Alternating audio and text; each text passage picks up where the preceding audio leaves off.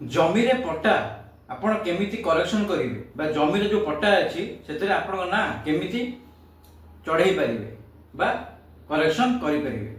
तो आशा करुच्ची ये जो वीडियो आप देखुं ये वीडियो संपूर्ण रूपे जानीपर शेष पर्यंत निश्चय देखु।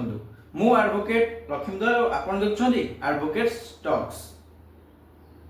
जिते बड़े आपण किसी जगह किणुंट बा रजिस्टर्ड सेल डीड बल में आपण किसी जगह किणुंट किणवा पर आपण से सेल डीड बल में आपण पट्टा केमिति अप्लाई करेंगे।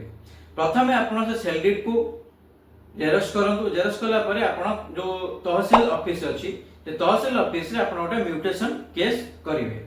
म्यूटेशन केस केमिति करिवे? म्यूटेशन केस पय गोटे फॉर्म मिलुची से फॉर्म फिल अप करिवे। फिल अप करिया परे जहाँ भी आपण डॉक्यूमेंट अछि से रजिस्टर सर्टिफिकेट रो जेरक्स कॉपी किबा अलगा किछि डॉक्यूमेंट जदि अछि बा आधार कार्ड हो किबा आपनकर पैन कार्ड हो जहाँ भी हो ते डॉक्यूमेंट अटैच करिवे। अटैच करिकि म्यूटेशन केस फाइल करिवे। गोटे म्यूटेशन केस नंबर हबो।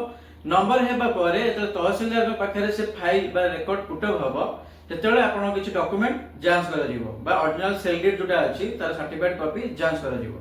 जांच करिया परे कोन करिवे तहसीलदार हमर जो आरआई अछंती आरआई को गोटे लेटर करिवे जे पोजेशन रिपोर्ट देबा पय बा फील्ड रिपोर्ट देबा पय। आरआई तापरे कोन करिवे जे पोजेशन रिपोर्ट बा फील्ड रिपोर्ट करिया परे तहसीलदार को अगेन आउथरे से लेटर करिवे। से लेटर करिया परे तहसीलदार देखिबे जे आपण से जगह रे वर्तमान पोजीशन अछंती आउ तहसीलदार डायरेक्शन दे देबे काहा को ना रिकॉर्ड कीपर को जे ए जो पट्टाटा बा ए जो प्लॉटटा आपण ना रे रिकॉर्ड करिया पे। रिकॉर्ड कीपर तापर आपण ना करेक्शन करिकि ऑनलाइन रे अपलोड कर दो बा भूल जो ओडिसा वेबसाइट अछि सेते अपलोड कर दो। अपलोड करिया परे आपण 12 रु 24 घंटा मध्य रे आपण भूल वेबसाइट को जाय कि आपण ना रे रिकॉर्ड देखि परिबे बा जो पट्टाटा आपण ना रे हे जाइछ बोली देखि परिबे। तो एटा हला गोटे प्रोसीजर। तापर आउ किछि प्रोसीजर अछि जो थे कि आपण पट्टा करेक्शन केमिति करि परिबे।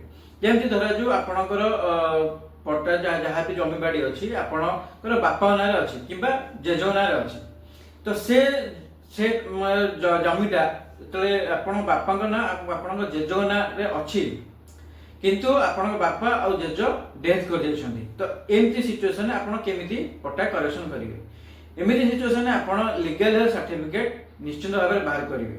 लीगल हेयर सर्टिफिकेट बाहर करिया परे से पट्टा को नेकी पट्टा जेरक्स को नेकी म्यूटेशन फॉर्म जेमती फिलअप करथिले सेल डीड रो सेमती म्यूटेशन के जो फॉर्म फिलअप करिवे। फिलअप करिया परे से पट्टा ता सहित आपण लीगल सर्टिफिकेट डेथ सर्टिफिकेट आधार कार्ड देकी आपण अगेन आउथरे तहसील ऑफिस रे म्यूटेशन केस फाइल करिवे। कला परे जेमती प्रोसीजर एटा कहिली सेही प्रोसीजर रे आपणकर पट्टा रे करेक्शन हे परिबो। आपण ना रेकॉर्ड ऑफ राइट्स बा आरओआर रे चढ़ी पारिबो। आ गोटे उपाय अछि जोथे कि पट्टा करेक्शन करिवे केमिति ना धरा जो आपण किछि जगह सेटलमेंट पूर्वरु किना बिका हे जाइछ। धरा जो आपणकर जो एरिया रहउछंती जो मौजा रहउछंती से मौजा सेटलमेंट 2013 रे हेछि। 2013 पूर्वरु धरा जो हमर 2010 किंबा 2009 रे आपणक किछि जगह बा आपण बापा ना रे किना हेछि।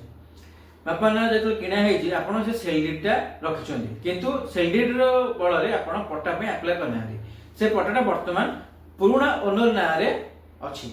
तो एमिति सिचुएशन आपण केमिति पट्टा करेक्शन करि परिबे। एमिति सिचुएशन आपण जो पट्टा अछि से पट्टा को आपण कोन करिवे ना गोटे ओएसएस केस बा Odisha survey and settlement act under रे गोटे केस हुए कोठी ना बोर्ड ऑफ रेवेन्यू को पाखे।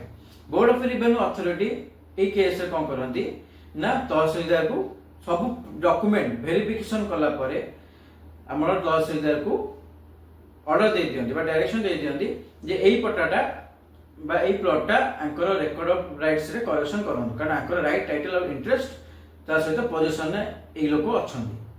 तापर तहसीलदार कोन करे जेमिति प्रोसीजर रे आपण म्यूटेशन करथिले सेमिति प्रोसीजर कोन करिवे ना से ऑर्डर शीट आनिवे। ऑर्डर शीट आनला परे आपण अगेन म्यूटेशन केस फाइल करिवे जो फॉर्म फिल अप करिवे। फॉर्म फिल अप करे ऑर्डर कॉपी देबे देला पर किछ डॉक्यूमेंट जहां भी थिबा आपण डॉक्यूमेंट अटैच करकी आउथरे गोटे म्यूटेशन केस तहसील ऑफिस रे फाइल करिवे।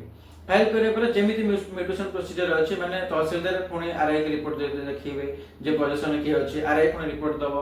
रिपोर्ट देला पर पुणी तहसीलदार रिकॉर्ड कीपर को वेरीफाई जो हमरो करेक्शन करने ऑर्डर देदेवे सब डॉक्यूमेंट देखिबा परे जदि डॉक्यूमेंट किछि भूल अछि ताहले आपनकर से जगह जमीर जो पट्टारे ना करेक्शन हे परिबो नाही जदि आपण ठीक अछि ताहले आपनकर ना करेक्शन हे जीवो आ जो बोर्ड ऑफ रेवेन्यू जो केसटा हो सेटा हो सेक्शन 15 बा Odisha survey and settlement act section 15 under रे बा गोटे रिवीजन केसटा फाइल हे थे एमिति ही करी कि आपण को जो जमी जहाँ भी जमी अछि आपनकर ना रे करेक्शन करि परिबे आशा करुच्ची ये वीडियो रे संपूर्ण रूपे आपण जानि साथिबे जे केमिति गोटे जमीर जो पट्टा अछि पट्टा ना केति करेक्शन करिवे जदि भी किछि आपण मन क्वेश्चन अछि बा ए रिलेटेड को नै कि ताहले आपण कमेंट बॉक्स रे कमेंट करंतु मो निश्चित भाव रे आपनकर उत्तर देबी आशा करुच्ची आज लीगल इन्फॉर्मेशन आपण बुझि सारछंती जानि सारछंती जदि वीडियो पसंद लागिछि बा इन्फॉर्मेशन ठीक अछि ताहले आपण निश्चय